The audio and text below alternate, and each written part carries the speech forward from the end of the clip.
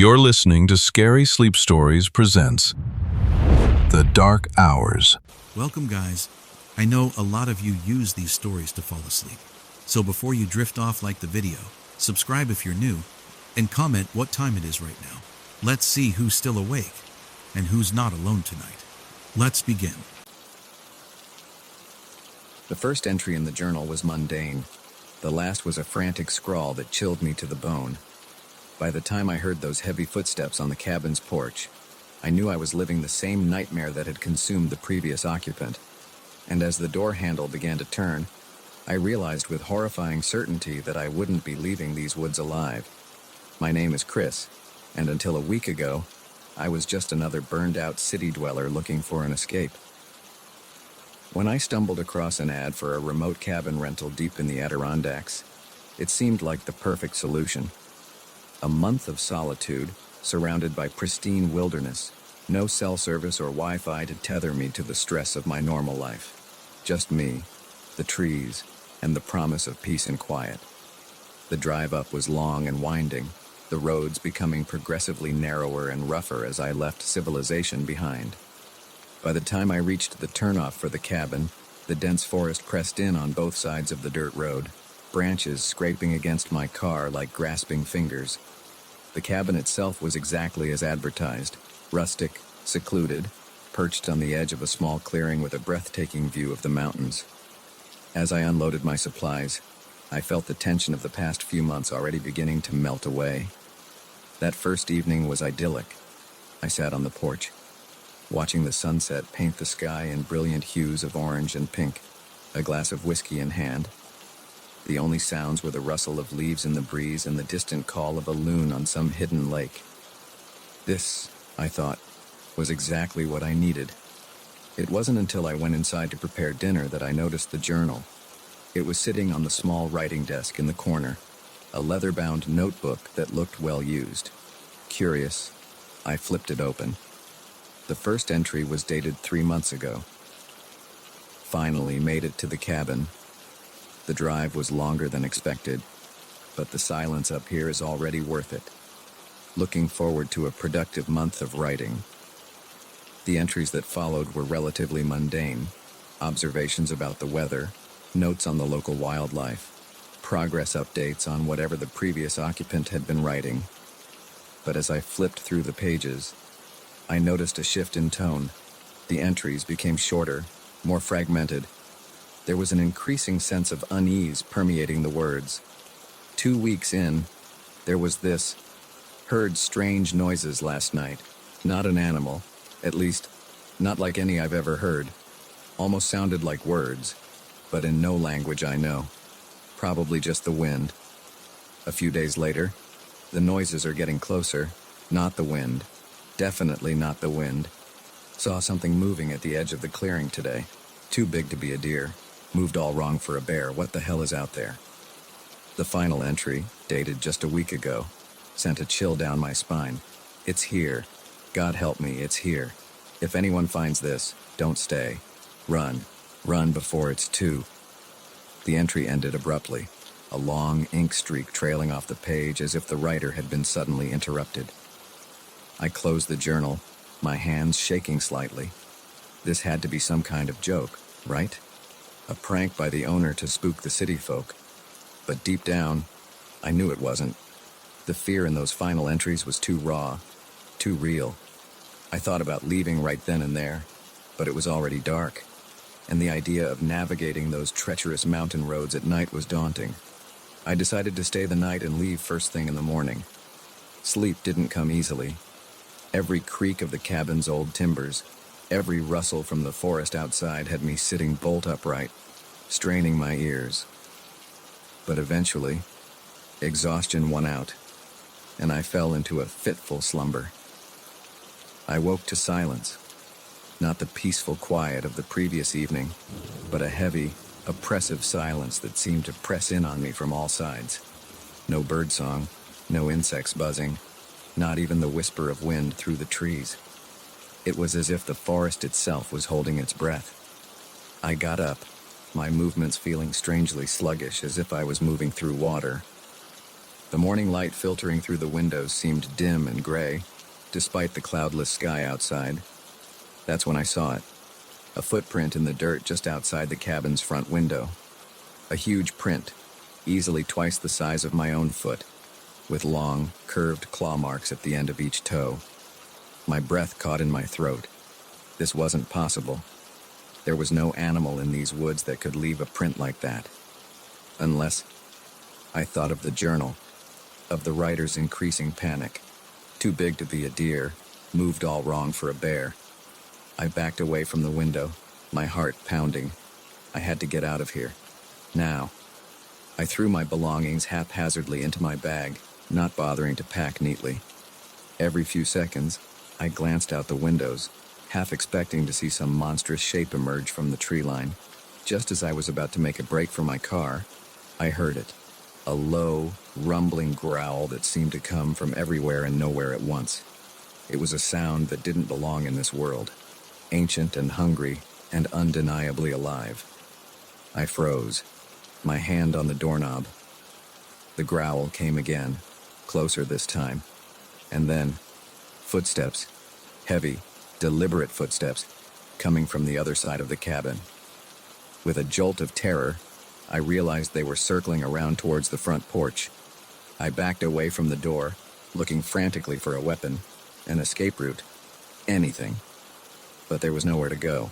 The footsteps grew louder, the floorboards of the porch creaking under immense weight. Then, silence. For a long moment, nothing moved. I stood there, scarcely daring to breathe, my eyes fixed on the door. The handle began to turn, slowly, inexorably. I'd like to say I faced whatever was on the other side bravely, that I stood my ground and fought. But the truth is, blind panic took over. I ran. I burst out the back door, sprinting for the trees. Behind me, I heard the front door splinter, followed by a roar that shook the very air. I didn't look back. I couldn't. I just ran. I crashed through the underbrush, branches whipping at my face, roots threatening to trip me with every step. I had no idea where I was going. My only thought was to put as much distance between myself and the cabin as possible. I don't know how long I ran. Time seemed to lose all meaning in that endless green maze. But eventually, my legs gave out, and I collapsed against a tree, gulping in air. As my panic receded, I realized I had made a terrible mistake. In my blind flight, I had run deeper into the wilderness, hopelessly lost. I had no supplies, no phone, no way to call for help. And somewhere out there, something was hunting me. The rest of that day passed in a haze of fear and exhaustion. I tried to find my way back to the road, or to any sign of civilization, but the forest all looked the same. As night fell, the temperature dropped, and a light rain began to fall. I huddled under a large tree, shivering, straining my ears for any sound of pursuit. But there was only the soft patter of rain on leaves and the occasional hoot of an owl. Just as I was about to drift off into an exhausted sleep, I saw it, a flicker of light through the trees. Hope surged through me. A house, a road. I stumbled towards the light, my fatigue forgotten. As I drew closer, I could make out a structure. My heart leapt. It was the cabin. Somehow, I had made a huge circle and ended up back where I started. Relief flooded through me as I burst into the clearing, but it died just as quickly. This wasn't my cabin. It was similar, yes, but older, more weathered. And there, carved into the door in jagged, desperate strokes, was a message. Don't enter. It's still here. I stood there, rain soaking through my clothes, staring at those words. And that's when I heard it again, that low, inhuman growl coming from just behind me. I'm writing this now in a new journal I found inside this cabin. I don't know how long I can stay here or if there's any escape, but if anyone finds this, please, heed my warning. Don't stay in these woods. Don't seek out solitude in this forgotten corner of the wilderness, because something ancient dwells here, something patient and hungry, and once it knows you're here, it never stops hunting. So if you're reading this, run. Run now while you still can. And pray it hasn't already caught your scent.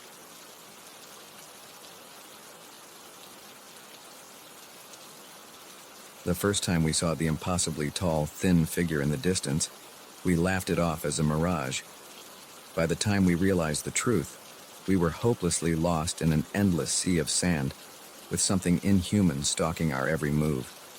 And as our water supply dwindled under the merciless sun, we began to understand that in this desert, death wasn't the worst fate that could befall us. My name's Alex, and until 2 weeks ago, I was just your average thrill-seeking tourist. My girlfriend Jess and I had been planning this Southwest road trip for months, eager to escape the dreary Seattle winter for some sun and adventure. We'd mapped out a route that would take us through some of the most stunning desert landscapes in the country, with plenty of opportunities for hiking and photography. The trouble started on day 5 of our trip. We'd just left a small town in eastern Arizona, heading for a remote area known for its striking rock formations and supposed spiritual energy. The guy at the local gas station had warned us to stick to the main roads, muttering something about people going missing in the backcountry. But we were young, confident, and more than a little arrogant. We thought we knew better. "Come on, Alex," Jess had said, her eyes sparkling with excitement as she pointed to a dirt road veering off the highway. "That looks way more interesting than the route on the map. Let's check it out." I hesitated for a moment, remembering the gas station attendant's warning, but one look at Jess's eager face, and I caved. "All right," I said, turning onto the unmarked road. "But just for a little while. We don't want to get lost out here." If only I'd known then how prophetic those words would be. At first, the detour seemed like a great idea. The scenery was breathtaking. Towering mesas, bizarre rock formations, and endless vistas of red sand stretching to the horizon. We stopped several times for Jess to take photos, marveling at the alien beauty of the landscape. It was during one of these stops that we saw it for the first time. Jess was setting up a shot of a particularly striking rock spire when she suddenly froze, her camera halfway to her face. "Alex," she said, her voice oddly strained. "Do you see that?" I followed her gaze, squinting against the harsh sunlight. At first, I didn't see anything. Then, shimmering in the heat haze on the horizon, I saw a figure. It was unnaturally tall and thin, standing perfectly still amidst the undulating waves of hot air. "Probably just a weird-looking cactus," I said, though a chill ran down my spine despite the oppressive heat. "The heat can play tricks on your eyes out here." Jess nodded, but she didn't seem convinced. "Yeah, you're probably right," she said. But she didn't raise her camera again. Maybe we should head back to the main road." I agreed, suddenly eager to be back on familiar terrain. But as I turned our rented SUV around, I realized with a sinking feeling that I wasn't sure which way we'd come from. The dirt road we'd been following had split several times, and in my distraction, I hadn't been paying close attention to our route. "No problem," I said, trying to keep my voice calm for Jess's sake. "We've got GPS on our phones. We'll just backtrack." But when I pulled out my phone, my blood ran cold. No signal, not even a single bar. "Okay, don't panic," I said, as much to myself as to Jess. "We've got plenty of water, and we can't be that far from the highway. We'll just pick a direction and drive. We're bound to hit a main road eventually." Jess nodded, but I could see the fear starting to creep into her eyes. "What about that thing we saw?" she asked quietly. "It was nothing," I said firmly. "Just a trick of the light. We're going to be fine." I wish I could say I believed my own words. We drove for hours, the sun beating down mercilessly on the car. The air conditioning struggled against the heat, and we rationed our water carefully, all too aware of how quickly dehydration could become deadly in this environment. As the day wore on, the landscape seemed to shift and change around us. Rock formations that I could have sworn we'd passed before appeared again and again, as if we were driving in circles despite maintaining a straight course. And always, There was that figure on the horizon.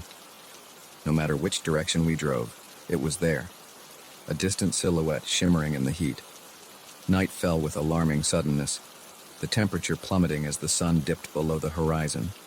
We decided to stop and wait for daylight, hoping to conserve fuel and maybe spot some lights from a town or highway. As we sat in the darkened car, the desert came alive with strange sounds, rustlings and skitterings that seemed to come from all around us, punctuated by eerie, ululating cries that were like no animal I'd ever heard. "Alex," Jess whispered, clutching my arm. "What is that?" I opened my mouth to offer some comforting lie, but the words died in my throat, because there, in the moonlight, I saw them. Figures, dozens of them, moving across the dunes with an unnatural, gliding motion. They were headed straight for our car. I started the engine with shaking hands, peeling away in a spray of sand.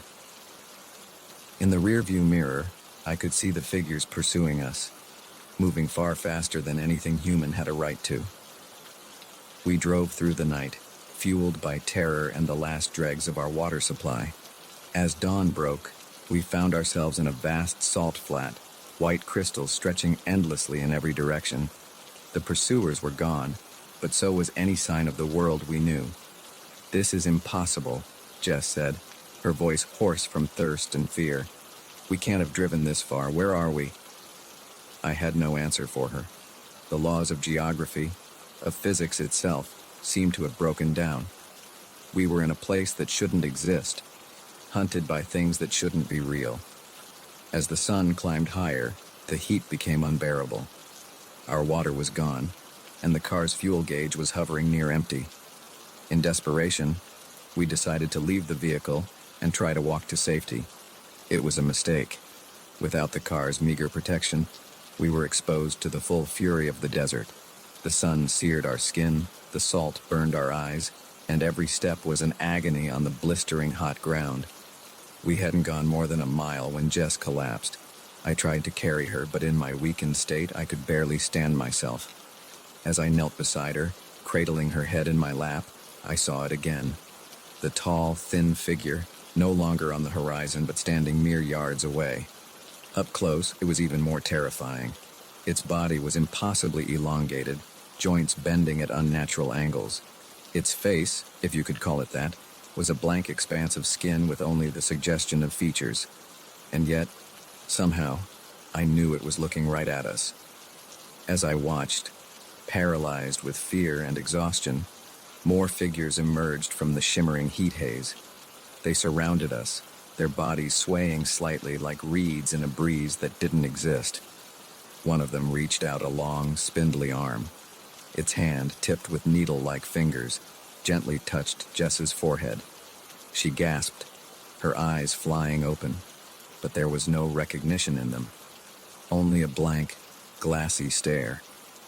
I'd tried to pull her away, to scream, to do anything, but my body wouldn't respond. The same long-fingered hand touched my face, and the world shifted. I found myself standing upright, the fatigue and thirst suddenly gone. Jess was beside me, but when I looked at her, I realized with horror that she wasn't Jess anymore.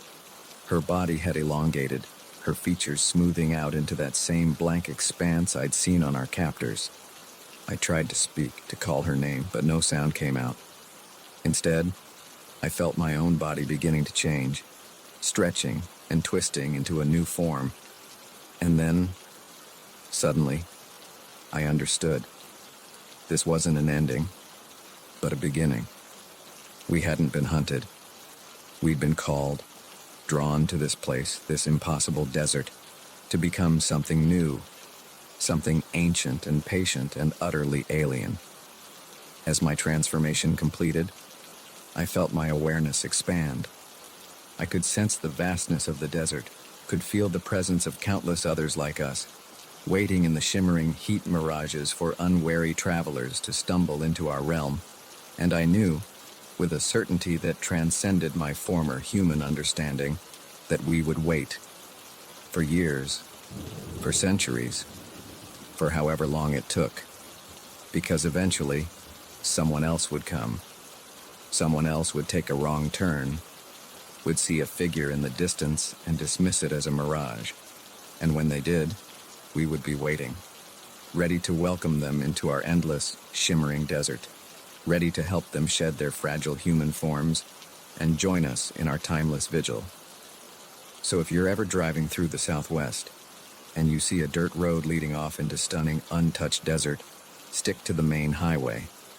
Don't be tempted by the beauty of the unknown, because in some deserts, what looks like a mirage might be all too real, and some transformations, once begun, can never be undone.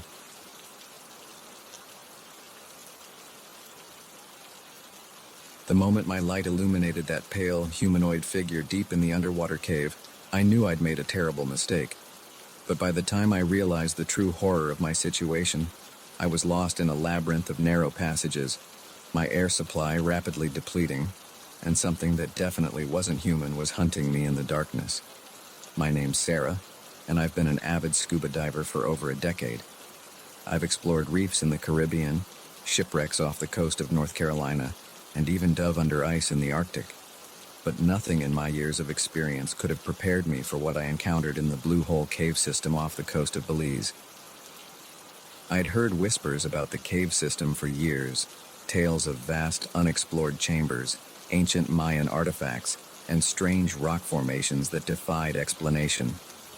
Most serious divers dismissed these stories as tall tales, exaggerations meant to lure tourists. But something about them caught my imagination and wouldn't let go. So when I had a week off from my job as a marine biologist, I decided to investigate for myself. I flew down to Belize, rented some top-of-the-line diving gear, and hired a local guide named Carlos to take me out to the Blue Hole. "You sure about this, señorita?" Carlos asked as we approached the site, his weathered face creased with concern. "Many divers go into those caves. Not all come out." I brushed off his warning with a confident smile. "I've got over 500 dives under my belt. Carlos, I'll be fine." If only I'd listened to him. The dive started routinely enough. The Blue Hole itself was breathtaking, a perfect circle of deep blue in the middle of a coral atoll, like a pupil in a giant eye. As I descended into its depths, the water grew darker, cooler.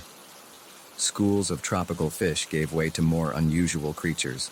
Blind cavefish, translucent shrimp, bizarre isopods that looked like they belonged in a sci-fi movie. At about 120 feet down, I reached the entrance to the cave system. I paused there, double-checking my equipment. 2 full tanks of air, multiple lights, a safety line to find my way back. I was as prepared as I could be. With a deep breath, I swam into the cave. The first chamber was enormous, big enough to swallow a small office building. My powerful dive light barely reached the far walls. Stalactites hung from the ceiling like giant stone fangs, their tips disappearing into the murky water below. I spent nearly an hour exploring that first chamber, marveling at the alien beauty of this underwater world. But as fascinating as it wasn't what I had come for.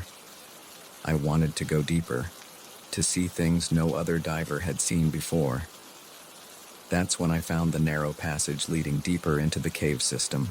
It was barely wide enough for me to squeeze through with my tanks. Every instinct honed by years of diving screamed at me to turn back. Cave diving rule number 1. Never enter a passage you can't easily turn around in.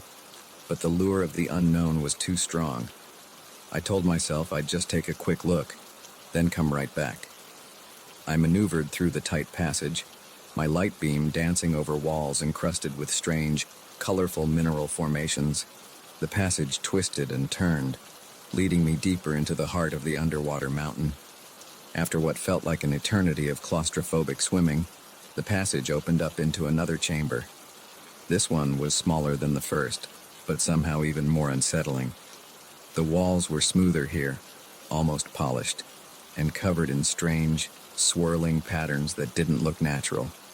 That's when I saw it. At first, I thought it was just an unusual rock formation. A pale, vaguely humanoid shape in a far corner of the chamber. But as I swam closer, my blood ran cold. It wasn't a rock. The figure was clearly bipedal, with 2 arms and a head. But that's where any resemblance to a human ended. Its skin was a sickly, translucent white, stretched tight over a skeletal frame.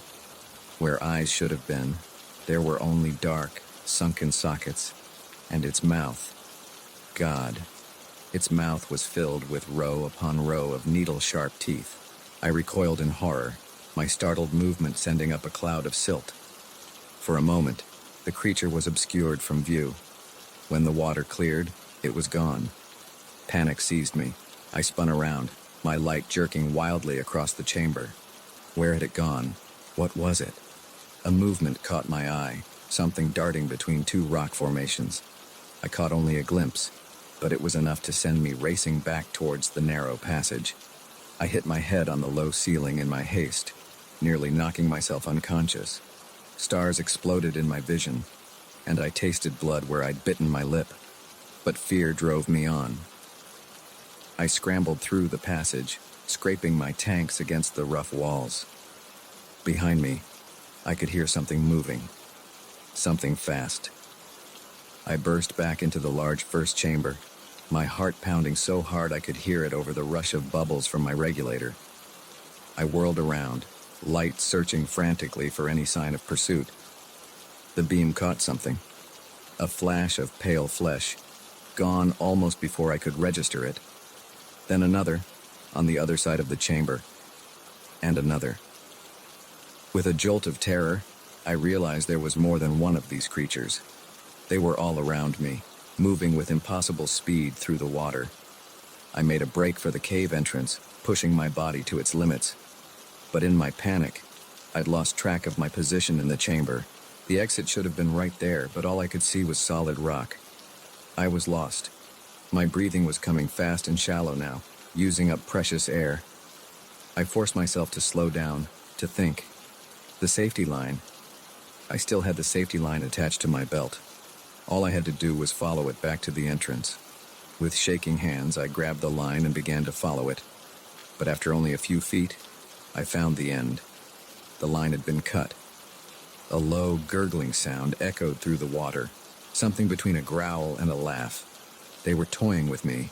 I don't know how long I swam, desperately searching for the way out. Time lost all meaning in that underwater labyrinth. My air supply dwindled dangerously low, the gauge moving into the red zone. Just when I was about to give up hope, to give in to the crushing despair, and let the dark water take me, I saw it. A glimmer of lighter blue in the distance. The exit. I swam towards it with the last of my strength. Behind me, I could hear them getting closer, could almost feel their cold, clammy hands reaching for me. I burst out of the cave into open water, not daring to look back. I ascended as fast as I safely could, my lungs burning for air. When I finally broke the surface, I gulped in great lungfuls of air, tears mixing with the salt water on my face. Carlos's boat was there, and I've never been so glad to see anything in my life. "Señorita," Carlos cried as he helped me aboard. "I was about to call for help. You were down there for hours." Hours. It had felt like days. As Carlos sped us back to shore, I huddled in the boat, shivering despite the tropical heat. I couldn't shake the feeling that I was still being watched, that those things were still down there, waiting. I tried to tell Carlos what I'd seen, but the words wouldn't come. How could I describe the horror I'd encountered? Who would believe me? I left Belize the next day and haven't been diving since. Can't even bring myself to take a bath. Showers only now. I tell people I lost my passion for the sport, but the truth is, I'm terrified of what might be lurking beneath the surface of any body of water, because now I know the truth. There are things down there in the darkness, ancient things, patient things, things that have been waiting a long, long time for someone to stumble into their realm. And sometimes, if you go deep enough, if you push too far into places humans were never meant to go, you might just meet them. So if you're a diver, and you hear stories about unexplored cave systems, about strange creatures glimpsed in the depths, do yourself a favor. Stick to the well-mapped sites. the popular reefs, and well-lit waters. Because in some caves, the true monsters aren't the ones you bring with you in your mind. They're the ones waiting in the darkness with pale flesh and too many teeth, always hungry for unwary explorers to stumble into their domain. And once they've got your scent, they never, ever stop hunting.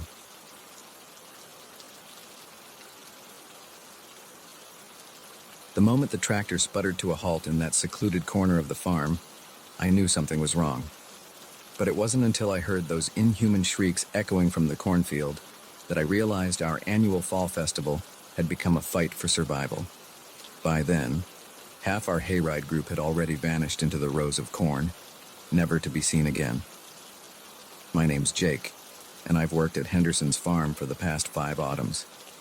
It's a decent seasonal gig, helping with the harvest, running the pumpkin patch, and my personal favorite, driving the hayride tractor. Old Mr. Henderson's place is the biggest farm in the county, and their fall festival draws folks from all over the state. This year started like any other. The air was crisp with the promise of winter, leaves turning gold and red on the trees surrounding the sprawling fields. Families streamed in, kids squealing with delight as they picked pumpkins and navigated the corn maze. The scent of apple cider and cinnamon donuts wafted from the snack stand. It was the perfect autumn day. I was on hayride duty, piloting a tractor with a trailer full of hay bales and excited passengers. We did a big loop around the farm, past the pumpkin patches and apple orchards, before cutting through a section of the massive cornfield that covered the back half of the property. It was my last run of the day, the sun already dipping towards the horizon. I had a full load, maybe 20 people, a mix of families with young kids and a group of teenagers out for some fall fun.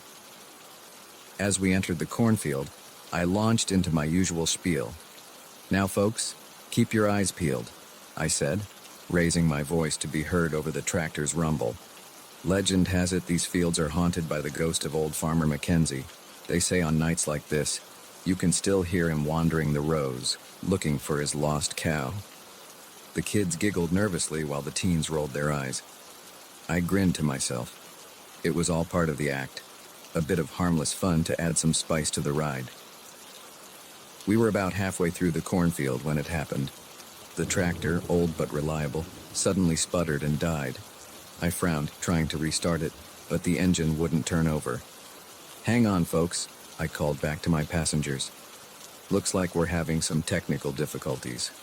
Sit tight and I'll have us moving again in no time." I hopped down from the tractor, popping the hood to check the engine. Everything looked normal, but something felt off. The corn seemed to rustle despite the lack of wind, and the fading sunlight cast long, ominous shadows between the rows. That's when I heard it. A sound that made my blood run cold. A shriek, high-pitched and decidedly inhuman, coming from deep within the cornfield. It was answered by another, then another, a chorus of unearthly cries that seemed to surround us. "What was that?" one of the teenagers asked, her voice trembling slightly. "Probably just some birds," I said, trying to keep my voice steady.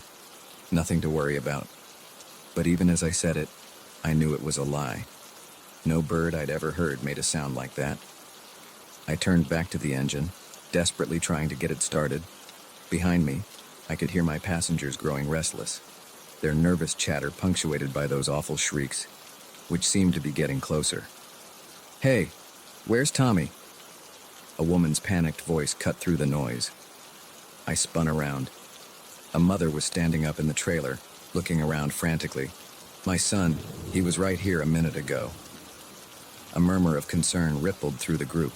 People started looking around, calling out names.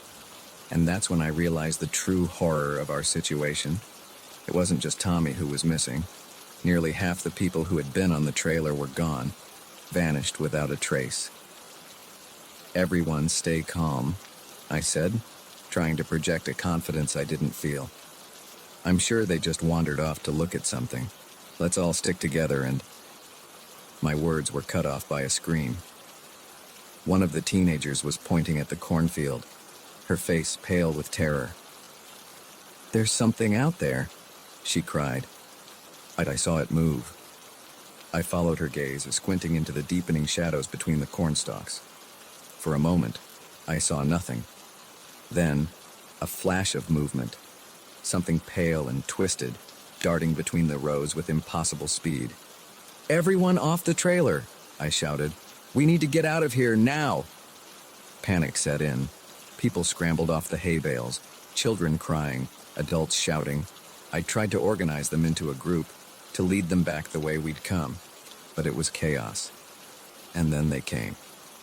They burst from the corn in a nightmarish wave, creatures that defied description, part plant, part animal, with elongated limbs and faces that were nothing but gaping maws filled with needle-sharp teeth.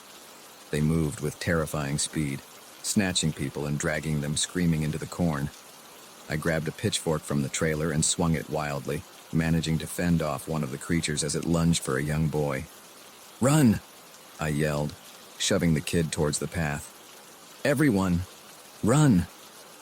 What followed was a nightmare I'll never forget.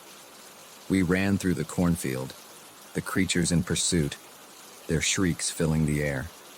People fell behind, their screams abruptly cut off as they were taken. I led the dwindling group as best I could, but in the chaos and fading light, I quickly became disoriented. The corn seemed to move around us, the rows shifting and changing. No matter which way we turned, we couldn't find the exit. It was as if the field itself was alive, conspiring with the creatures to keep us trapped. Night fell, plunging us into near total darkness.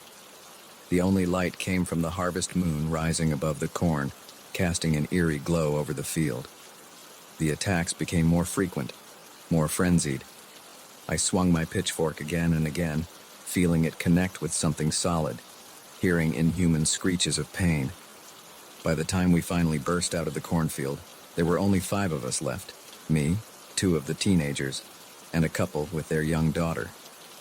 We ran towards the distant lights of the farm buildings, not daring to look back. We crashed into the festival area, gasping and wild-eyed.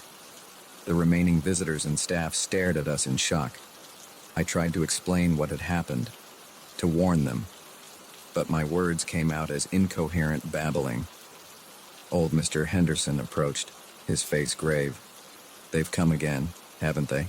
he said quietly. I stared at him, uncomprehending. You knew about this." He nodded slowly. "It happens every few generations. The corn, it gets hungry. We try to keep people away from that part of the field, but sometimes..." He trailed off, shaking his head. I wanted to scream at him, to demand why he'd let us go into that field if he knew the danger, but I was too exhausted, too traumatized to do anything but collapse to the ground. The authorities were called, of course. A massive search was launched, but they found nothing.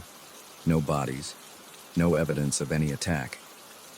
The cornfield looked normal in the light of day, giving no hint of the horrors it had contained.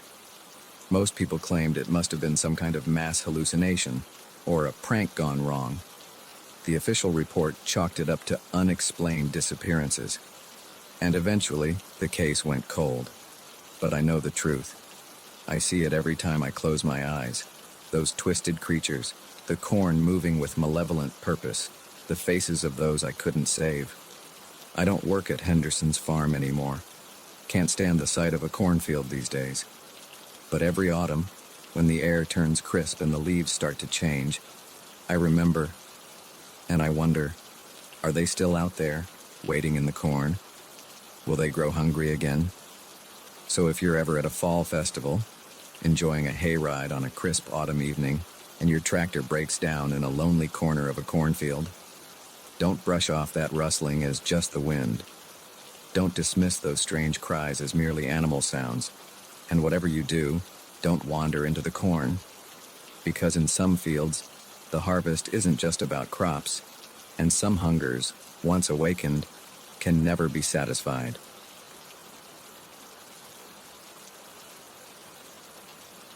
The moment I first saw him lurking in the shadows of the subway platform, I knew something was terribly wrong. But it wasn't until I realized he was following my every move, always just at the edge of my vision, that I understood the true horror of my situation.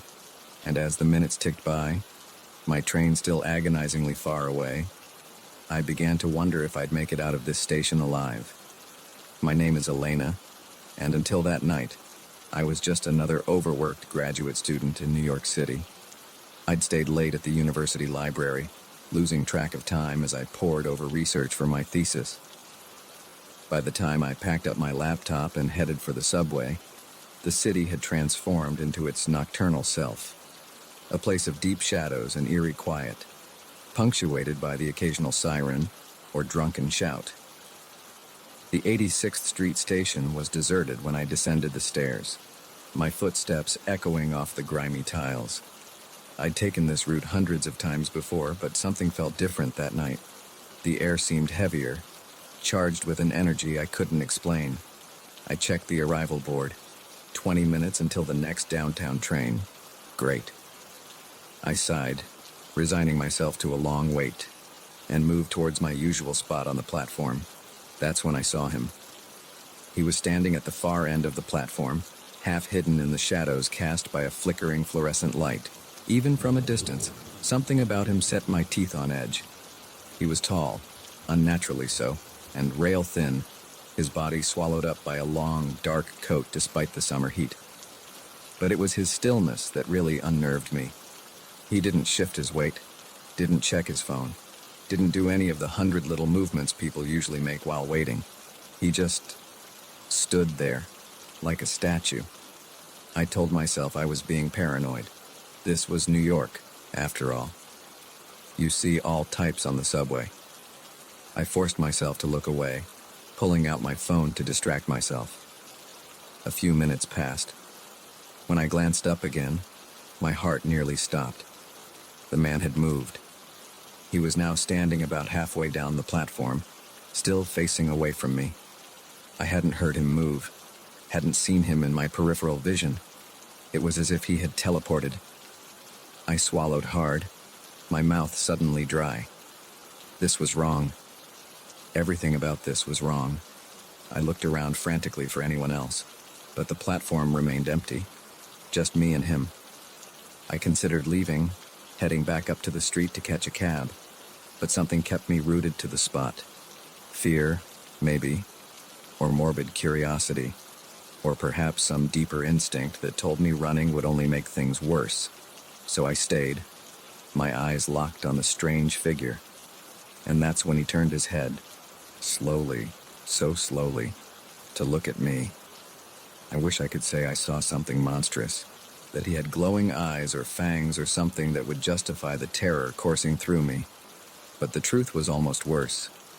His face was blank, expressionless, like a mannequin given horrible life.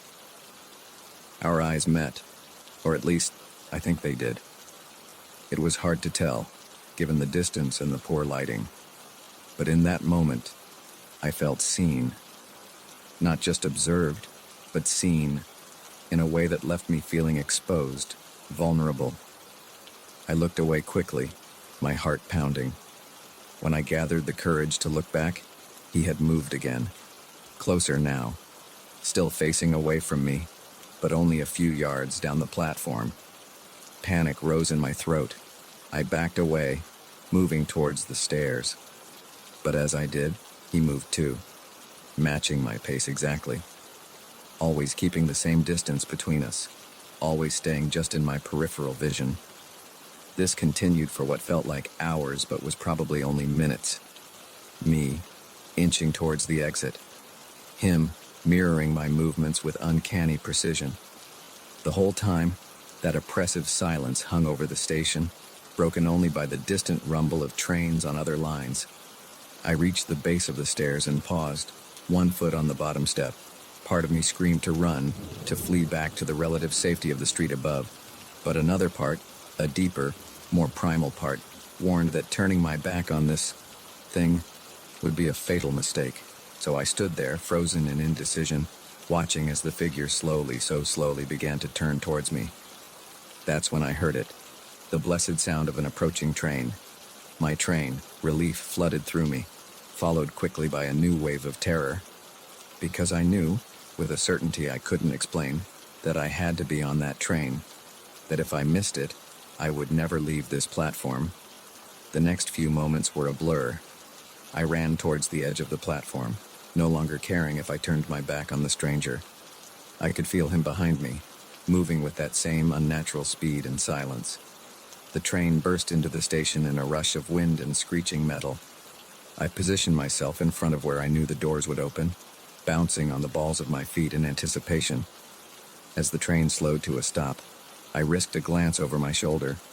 The man was there, much closer now, his arm outstretched as if to grab me. His fingers were too long, joints bent at impossible angles. The doors slid open. I threw myself inside, stumbling into an empty car. As I whirled around, I caught one last glimpse of the platform, and the figure standing at the very edge, his blank face turned towards me. Then the doors closed, and the train pulled away, leaving the strange man and that nightmarish platform behind. I sank into a seat, my legs shaking too badly to stand. As the adrenaline faded, I tried to make sense of what had just happened. Had I imagined it all? Was I so exhausted from studying that my mind had conjured up some bizarre hallucination? But deep down, I knew it had been real. The terror I'd felt was too visceral, too raw to have been a product of my imagination. When I finally reached my stop, I half expected to see the strange man waiting on the platform. But it was just the usual late-night crowd, a few tired workers, some tipsy revelers heading home from bars. I made it back to my apartment in record time, double-checking every lock before collapsing into bed. Sleep was a long time coming, and when it did, it was filled with dreams of endless subway platforms and silent eyes pursuing figures. The next day, I told myself it had all been a stress-induced fantasy. I went about my routine as normal, pushing the memories of the previous night to the back of my mind. But as evening fell and I faced the prospect of another late night at the library, I found myself making excuses to stay home. A week passed. Then, too, I took cabs or buses. Anything to avoid the subway. My friends noticed my newfound aversion to public transportation, but I brushed off their concerns with vague excuses about wanting more exercise. But I couldn't avoid it forever. One night, running late for a crucial meeting, I found myself with no choice but to take the subway. As I descended the stairs to the 86th Street station, my palms were slick with sweat. The platform looked normal, crowds of commuters, the usual bustle of a New York evening. I began to relax, feeling foolish for my fears, and then I saw him. He was at the far end of the platform, half hidden behind a pillar. That same unnaturally tall, thin figure, that same blank face turned in my direction. Our eyes met across the crowded platform, and in that moment, I knew this wasn't over. Maybe it would never be over. I turned and fled, taking the stairs two at a time, not stopping until I was back on the street. I hailed the first cab I saw, my hands shaking as I gave the driver my address. As we pulled away from the curb, I glanced back at the subway entrance, and there he was, standing at the top of the stairs, watching my cab disappear into the New York traffic. I don't take the subway anymore. Can't bring myself to set foot in a station. I've changed my routines, my habits, even moved to a new apartment. But sometimes, late at night, I'll catch a glimpse of something in my peripheral vision, a tall, thin shape, just at the edge of the shadows. And I wonder, did I ever really escape that night? Or is he still out there, waiting, following, always just out of sight? So if you're ever in a subway station late at night, and you see a strange figure lurking in the shadows, don't dismiss it. Don't try to rationalize it away. And whatever you do, don't let it get between you and the exit. Because some predators don't just stalk their prey in the wild. Some hunt in the tunnels and platforms beneath our feet, patient and persistent, always watching, always waiting for their moment to strike. And once they've chosen you, they never, ever stop hunting.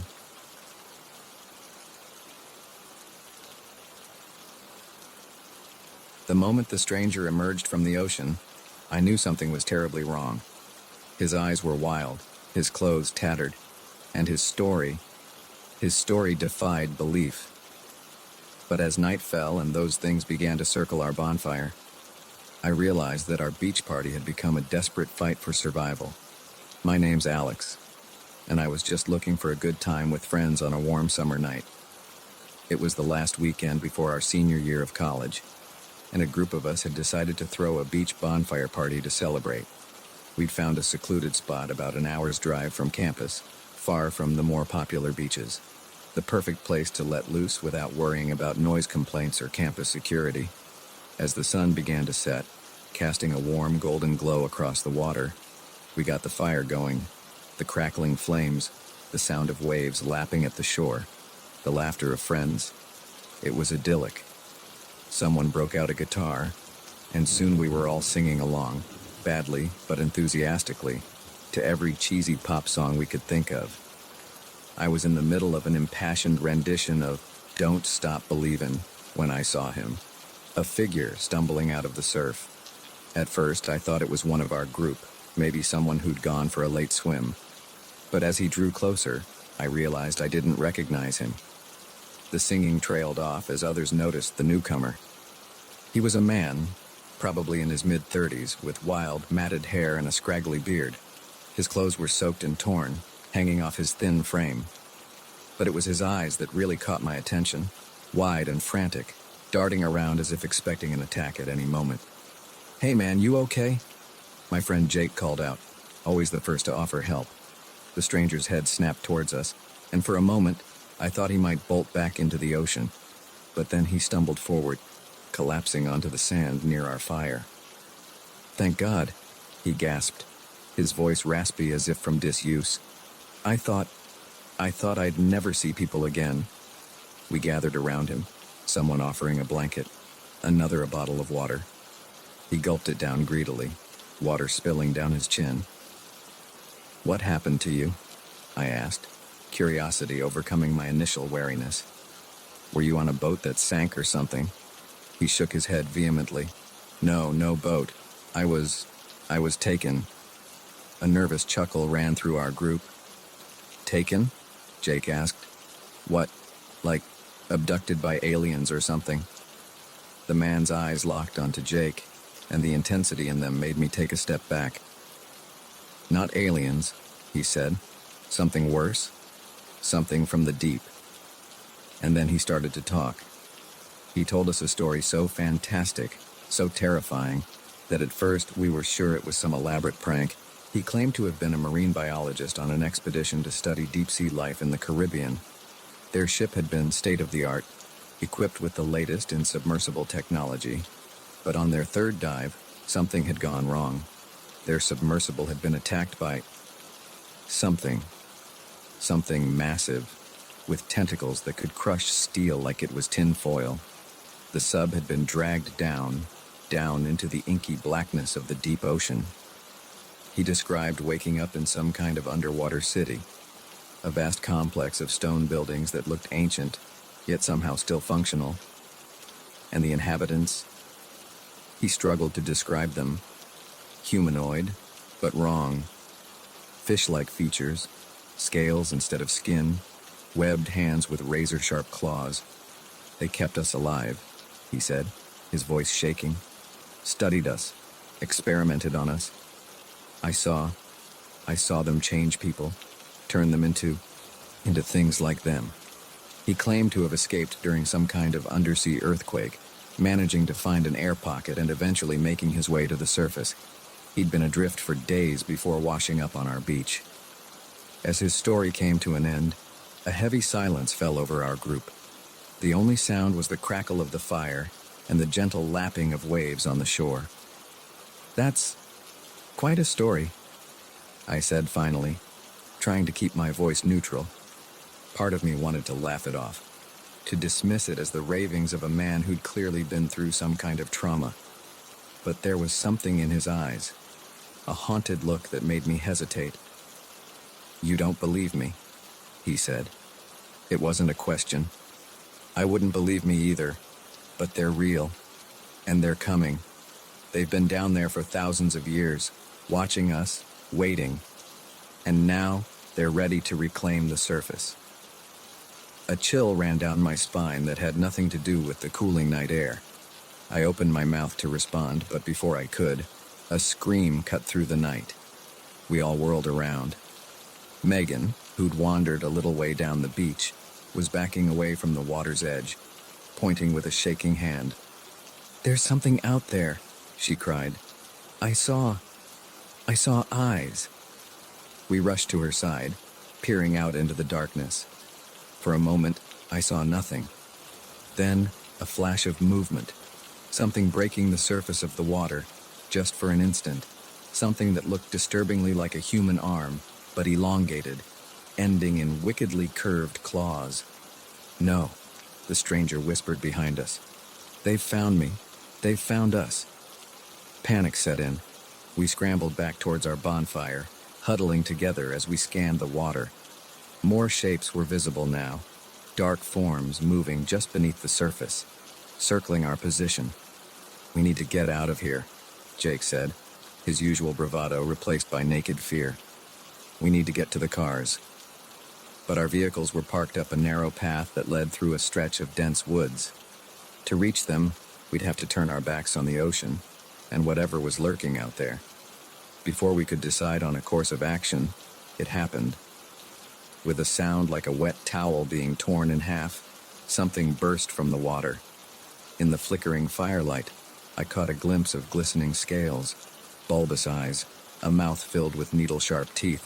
Screams erupted from our group. We scattered, some running for the woods, others frozen in terror.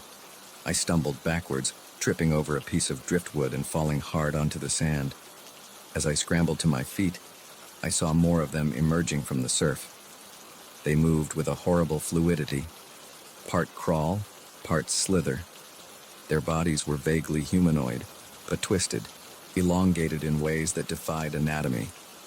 One of them grabbed Megan as she tried to run. I watched in horror as it dragged her towards the water, her screams cutting off abruptly as she was pulled under. "The fire!" the stranger yelled, snapping me out of my daze. "They hate the fire. It's your only chance." I didn't stop to question him. I grabbed a burning branch from the bonfire, wielding it like a torch. The nearest creature hissed and recoiled, its flesh sizzling where sparks landed on it. "Everyone grab something burning," I shouted. "Form a circle." Those of us who remained did as I said, creating a ring of fire around us. The creatures prowled just outside the circle of light, their inhuman eyes reflecting the flames.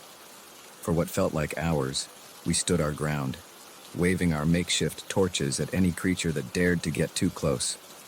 I lost track of how many of our group were taken. Every time I heard a scream cut short, every splash that signaled another person dragged into the depths, I felt a piece of my sanity slip away. As the sky began to lighten with the first hints of dawn, the attacks grew less frequent. By the time the sun peeked over the horizon, the beach was empty save for our small, shell-shocked group. We made our way to the cars in silence, no one daring to speak about what we'd witnessed. The stranger was gone, vanished at some point during the night. Part of me wondered if he'd ever really been there at all. In the days that followed, we tried to report what had happened, but with no bodies, no evidence beyond our wild stories, we were dismissed as drunk college kids playing a prank. The official report chalked it up to a few of our friends drowning in a tragic accident, but I know the truth. I see it every time I close my eyes. Those twisted forms emerging from the waves, those hungry, inhuman eyes. I haven't set foot on a beach since that night. Can't even look at the ocean without feeling a wave of panic. Because I know they're out there, waiting, watching, and one day, they'll come for us all. So, if you're ever on a beach late at night and you see something strange in the water, don't dismiss it. Don't try to rationalize it away. And whatever you do, don't go near the waves, because some things are better left in the depths. And once they've gotten a taste of the surface, they'll never stop hunting for more.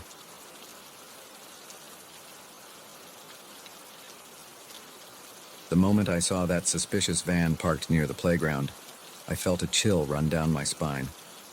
But it wasn't until my son whispered about his special friend that I realized we were living a parent's worst nightmare. By the time I noticed he was missing, those crucial heart-stopping minutes had already ticked by, and I knew our lives would never be the same. My name is Sarah, and until last month, I was just another overworked single mom trying to balance a career with raising my 6-year-old son, Tommy.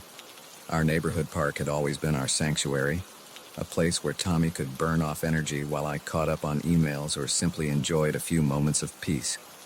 It was a warm Saturday afternoon when everything changed. Tommy was eager to get to the park, practically dragging me out the door with excited chatter about the new climbing structure they'd installed. As we walked the familiar route, I noticed something out of place. A nondescript white van parked across the street from the playground. It wasn't unusual to see unfamiliar vehicles in the area, but something about this one set my teeth on edge. I tried to shake off the feeling as we entered the park. Tommy made a beeline for the swings, his favorite, while I settled onto a nearby bench. I kept one eye on him as I scrolled through my phone, half listening to his delighted squeals as he pumped his legs, trying to go higher and higher. After a while, Tommy abandoned the swings for the sandbox. I watched as he approached another little boy, the two of them quickly engrossed in building an elaborate sandcastle. Satisfied that he was happily occupied, I turned my attention back to my phone, responding to a few work emails. It wasn't until about 20 minutes later that I realized Tommy had gone quiet. I looked up, scanning the playground for his familiar mop of brown hair. He wasn't in the sandbox anymore, nor on any of the play structures. A twinge of panic fluttered in my chest. "Tommy?" I called out, getting to my feet. No response. I circled the playground, my heart rate increasing with each step. He wasn't on the slides, wasn't in the tube tunnel where he sometimes liked to hide. Other parents were starting to notice my distress, asking if they could help. That's when I remembered the van. My blood ran cold as I sprinted to the street, praying I was overreacting. But the van was gone. What followed was a blur of panic and frantic activity. I called the police, my voice shaking as I tried to describe Tommy and the van. Officers arrived, cordoning off the area and questioning everyone present. I answered their questions on autopilot, my mind unable to process the reality of what was happening. Hours passed in an agonizing haze. As darkness fell, the initial flurry of activity gave way to a terrible waiting game. I sat on our living room couch, surrounded by well-meaning friends and neighbors, barely registering their words of comfort. My eyes were glued to the front door, willing it to open, for Tommy to walk through with a sheepish grin, explaining it had all been a silly game of hide and seek. But he didn't come home that night, or the next, or the one after that. The days that followed were a nightmare of police interviews, press conferences, and sleepless nights. I replayed every moment of that afternoon in my mind, torturing myself with what-ifs. What if I'd been paying closer attention? What if we'd left the park 5 minutes earlier? What if I'd trusted my instincts about that van? It was during one of the police interviews that a detective asked a question that made my blood run cold. "Mrs. Johnson, had Tommy mentioned any new friends recently? Anyone he seemed particularly excited about?" I started to shake my head, then froze as a memory surfaced. A few days before the incident, Tommy had been unusually quiet on our walk home from school. When I asked what was wrong, he'd hesitated before saying, "Mommy, can I tell you a secret?" I'd encouraged him, of course, always eager to be his confidant. "I have a special friend," he'd said, his voice barely above a whisper. "But it's a secret." He said I can't tell anyone about him. At the time, I'd assumed he was talking about an imaginary friend. It wasn't unusual for kids his age to have them, and I hadn't wanted to discourage his creativity. I'd simply smiled and told him it was okay to have secrets, as long as they weren't secrets that made him feel bad or scared. Now, recalling that conversation, I felt physically ill. How could I have been so blind? The detective's face tightened as I relayed this information. "Why didn't you mention this before?" he asked, his tone more weary than accusatory. I couldn't answer. The guilt was overwhelming, choking me with its intensity. The investigation took on a new urgency after that revelation.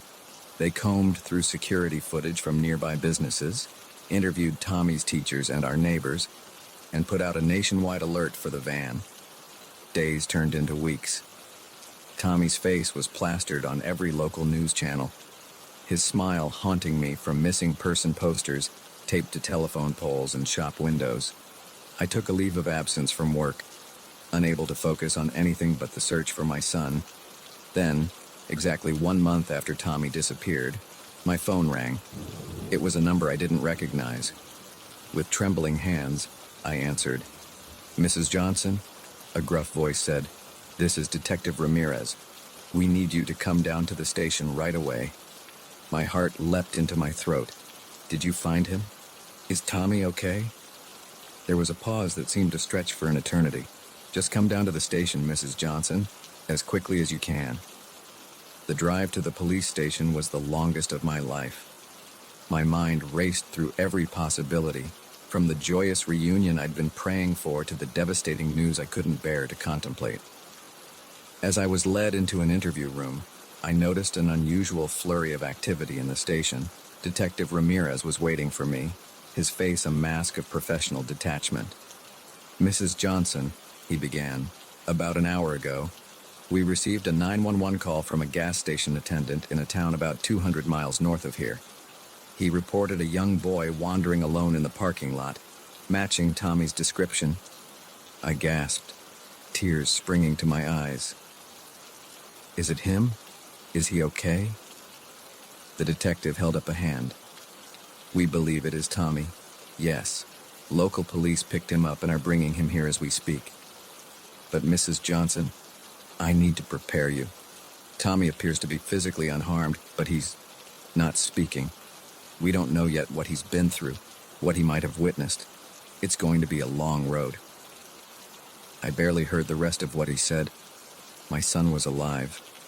He was coming home. Nothing else mattered. The reunion, when it finally happened, was both joyous and heartbreaking. Tommy looked smaller somehow, his eyes wide and wary in a way no child's eyes should be. When he saw me, he didn't run into my arms as I'd imagined. Instead, he approached cautiously, as if unsure of his welcome. I knelt down, opening my arms but not moving towards him, letting him set the pace. After a long moment, he stepped into my embrace. As I held him, feeling his small body tremble against mine, I made a silent vow. I would help him heal. I would do whatever it took to make him feel safe again. The months that followed were challenging beyond anything I could have imagined. Tommy remained largely nonverbal, communicating mainly through nods and headshakes. Nightmares plagued his sleep, and loud noises or sudden movements would send him into a panic. Slowly, with the help of therapists and child psychologists, we began to piece together what had happened. The special friend had been grooming Tommy for weeks, gaining his trust with small gifts and attention. On that fateful day in the park, he had convinced Tommy to go for a ride, promising to show him a magical place. The details of Tommy's month in captivity remained murky, locked away in his traumatized mind. The man who took him was eventually caught, but Tommy was unable to testify against him. It didn't matter. The evidence was overwhelming, and he would spend the rest of his life behind bars. It's been a year now since Tommy came home. He's speaking again, though he's still quieter than before. He's back in school making new friends, slowly reclaiming the childhood that was so violently interrupted.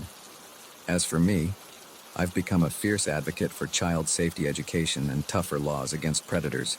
I can't change what happened to Tommy, but I can try to prevent it from happening to other children. Every night, as I tuck Tommy into bed, I'm overwhelmed with gratitude that he's here, safe in his own room. But I'm also acutely aware of how quickly a normal day can turn into a nightmare. I know now that the monsters aren't just in stories. They're out there waiting for a moment of inattention, a child's innocence to exploit. So if you're a parent, hug your children a little tighter tonight. Talk to them about safety, about trusting their instincts. And if you ever see something that doesn't feel right, a van parked where it shouldn't be, a stranger paying too much attention to a child, don't hesitate to speak up. Because sometimes a parent's watchful eye and a community's vigilance are all that stand between a child and unimaginable horror. And in those crucial moments, every second counts.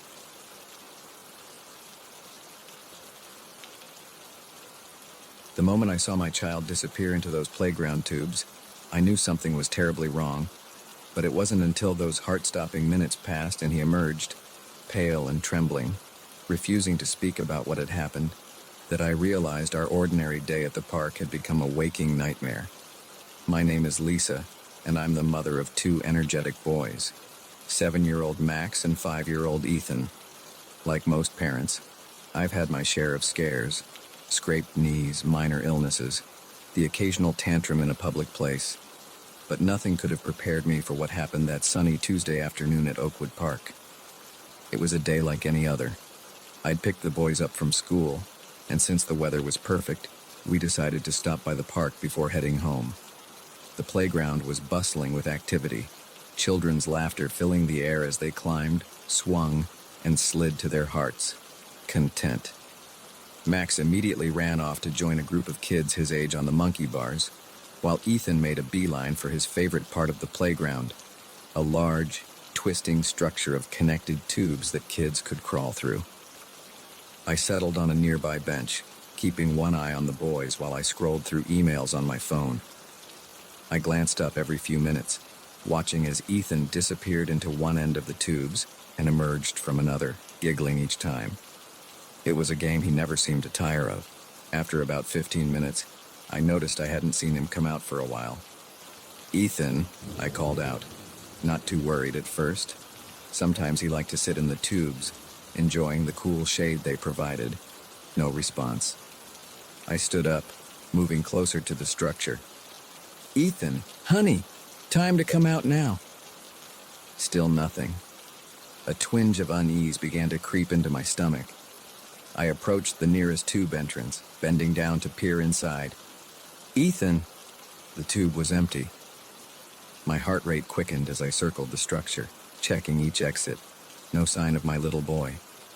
I started calling his name louder, my voice taking on an edge of panic that drew the attention of other parents. "Max!" I shouted, spotting my older son still on the monkey bars. "Have you seen Ethan?" Max shook his head, looking confused and a little scared by my tone. The next few minutes were a blur of frantic searching. Other parents joined in, checking behind bushes, under benches, anywhere a small boy might hide. But Ethan was nowhere to be found. Just as I was about to call the police, a small voice called out, "Mommy!" I whirled around to see Ethan climbing out of one of the tubes. Relief flooded through me, so intense it made my knees weak. I rushed to him, scooping him up in my arms. "Oh my God, Ethan, where were you? I was so worried." But as I held him, I realized something was wrong. His little body was trembling, and when I pulled back to look at his face, his eyes were wide with an emotion I'd never seen in him before. Fear. Shock. I couldn't quite place it. "Sweetie, what happened? Were you stuck in the tube?" Ethan shook his head slowly, his lower lip quivering. I can't tell," he whispered. "What do you mean? You can't tell? Did something scare you in there?" He nodded, then buried his face in my shoulder, his small hands clutching my shirt tightly. I tried to question him further, but he refused to say anything more. By this point, a small crowd had gathered around us, murmuring in concern. I thanked them for their help, then quickly gathered Max and headed home, Ethan clinging to me the entire way. That night, Ethan had terrible nightmares. He woke up screaming, something he hadn't done since he was a toddler. When I rushed to his room, he was sitting up in bed, his eyes darting around the room as if searching for some unseen threat. "It's okay, baby," I soothed, holding him close. "It was just a bad dream. You're safe now." But even as I said the words, a chill ran down my spine, because I knew deep down that whatever had happened in those tubes wasn't just a figment of his imagination. The next few days were tough. Ethan became clingy, refusing to let me out of his sight. He had more nightmares, and during the day he'd sometimes freeze up, staring off into space with that same wide-eyed, fearful expression I'd seen at the park. I tried everything I could think of to get him to open up. I asked gentle questions, tried play therapy techniques I'd read about online, even bribed him with his favorite treats. But every time I brought up what had happened in the tubes, he'd clam up, sometimes even bursting into tears. After a week of this, I decided it was time to seek professional help. I made an appointment with a child psychologist, Dr. Amelia Chen, who specialized in trauma and anxiety disorders in young children. During our first session, Dr. Chen spent some time talking with Ethan alone while I waited anxiously in the lobby. When she called me back in, her expression was grave. "Mrs. Thompson," she began, "Ethan is exhibiting clear signs of post-traumatic stress. Whatever happened in those tubes, it was deeply frightening for him." "But what could have happened?" I asked, frustration and worry making my voice sharp. "He was only in there for a few minutes." Dr. Chen shook her head. "Time can be subjective, especially for children in high-stress situations. Ethan believes he was in those tubes for much longer than a few minutes." A cold feeling settled in the pit of my stomach. "What do you mean?" When I asked Ethan how long he was in the tubes, he said it felt like days. He talked about being in a dark place, hearing strange noises, feeling like he was somewhere else. I struggled to process this information. It didn't make sense. How could Ethan have experienced days in just a few minutes? Dr. Chen continued, her voice gentle. "Mrs. Thompson, I know this is difficult to hear, but I need to ask. Has Ethan ever shown signs of unusual experiences before? Seeing things that aren't there, or claiming to visit strange places?" I shook my head vehemently. "No, never. He has a vivid imagination, sure, but nothing out of the ordinary for a 5-year-old. She nodded, making a note on her pad. "I'd like to see Ethan for regular sessions. We'll work on helping him process this experience and develop coping mechanisms for his anxiety." As we left the office, my mind was reeling. Part of me wanted to dismiss the whole thing as an overactive imagination, a childish fantasy gone wrong. But I couldn't shake the memory of Ethan's face when he emerged from those tubes, the raw fear in his eyes, the way his whole body had trembled. Over the next few weeks, Ethan slowly began to improve. The nightmares became less frequent, and he started to regain some of his usual cheerfulness, but he still refused to go near any enclosed play structures, and he'd often stop and stare at shadows with a wary expression. It was during our third session with Dr. Chen that we finally got a breakthrough. Ethan had been drawing, a technique the doctor used to help him express his feelings, when suddenly he dropped his crayon and looked up at me with tears in his eyes. "Mommy," he said, his voice barely above a whisper, "I saw the monster." My heart clenched. "What monster, sweetie?" He pointed at his drawing.